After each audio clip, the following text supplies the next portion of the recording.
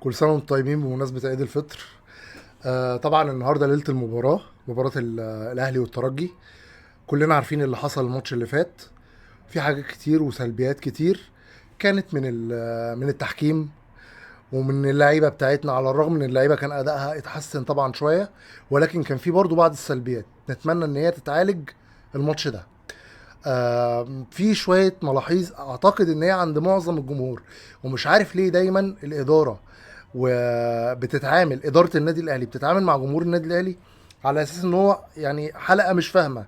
هي ملهاش غير في إن هي تشجع وبس، لا، هي ليها في حاجات كتير جدا. يعني ممكن جدا حد من الجمهور يكون فاهم إزاي يحلل، فاهم إزاي إن اللعيب زي ده لو اتحط في المكان ده هيكون أفضل من اللعيب ممكن يكون المدرب حطه في مكان مش مكانه.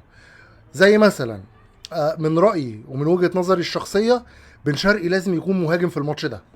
بن شرقي في الوداد لما كان بيلعب في الوداد المغربي كان بيلعب في المركز ده وكان بيأدي فيه جدا، واكتر من فريق راحوا لعب في المركز ده وكان برضو بيأدي فيه جدا. نحط يا جماعة زيزو مكانه. انا مش فاهم ايه الفكرة في ان لعيب زي زيزو ده ليه مكان لما بيلعب فيه بيبدع وبيكون نجم النجوم وبيلعب اوفرات ملهاش حل. الاوفرات دي هي ممكن تكون الحل في ماتش زي ده، لان خصوصا ان دفاع الخصم مش احسن حاجه، خصوصا ان الحارس مرمى بتاع الخصم هو مش احسن حاجه، فاكيد هيحصل غلطات. بلس ان كمان مصطفى شوبير، انا شايف خلاص ان ده وقت مصطفى شوبير يا جماعه. فكره التدوير اللي بتتعمل دي هي مش مصلحه الفرقه. احنا مش عارف، احنا عايزين نعمل حاجه عشان نبان او عشان المدرب يبان ان هو بيعمل احسن حاجه، ما فيش تفرقه ما بين اتنين حراس.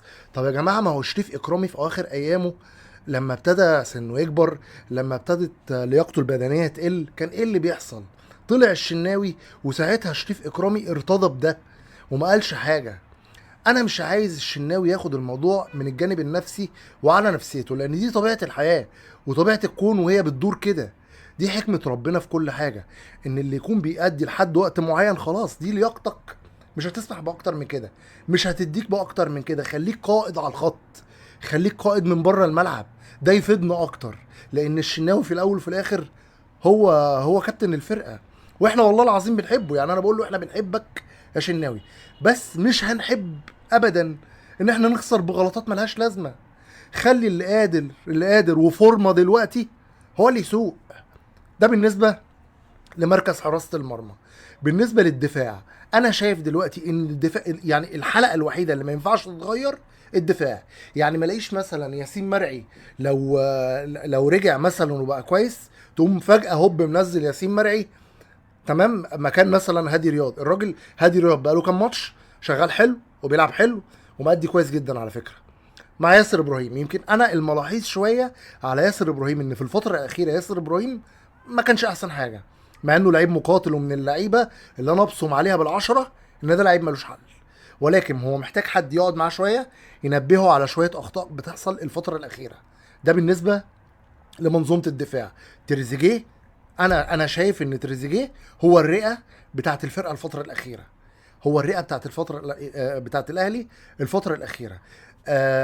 يعني قايم بادوار كبيره، قايم بادوار مش ادواره. الراجل بمعنى اصح كده زي ما بيقولوا مكنه في الملعب. اللي ما يشوفش الموضوع ده اللي ما يشوفش الموضوع ده يبقى هو عنده مشكله في النظر. الناس اللي بتنتقد تريزيجيه الفترات الاخيره، تريزيجيه نجم نجوم الفرقه، نجم نجوم النادي الاهلي. فبصراحه ده لازم يبقى الليدر في المكان، وهو احسن واحد في مكانه دلوقتي بصراحه. بالعمر يا جماعه ما يطلعش، ده لعيب ما يطلعش من الملعب. الراجل ده خلاص نبتدي ان احنا نبني عليه دلوقتي، لان هو فارق جدا، فارق جدا في الملعب. وزي ما قلت اللي ما بيشوفش يبقى ما بيشوفش فعلا يعني. طيب، نيجي بقى للحاجه الاخيره، الجمهور. انا بطلب من الجمهور لان انا واحد منهم، وانا يعتبر من ولاد التالتة شمال. احنا لازم نفضل ندعم لحد الاخر زي ما قلنا، مهما حصل. زي ما قلت هنمر قبل الحلوه معاه. لان احنا كده كده يعني هو ياما فرحنا، ياما فرحنا. وحتى لو زعلنا، لا ما ننساش ان هو ياما فرحنا، وطول عمرنا في ظهره وهنفضل في ظهره. عشان بيتقال ان في فريق تاني هو اجمد مدرج في مصر. نسيو نسيو اللي كان نسيو مدرج النادي الاهلي. ان شاء الله راجعين ومن اول. ما تنسوش تعليقاتكم واشتراك في القناه لو عجبكم الفيديو، وفعلوا الجرس. شكرا.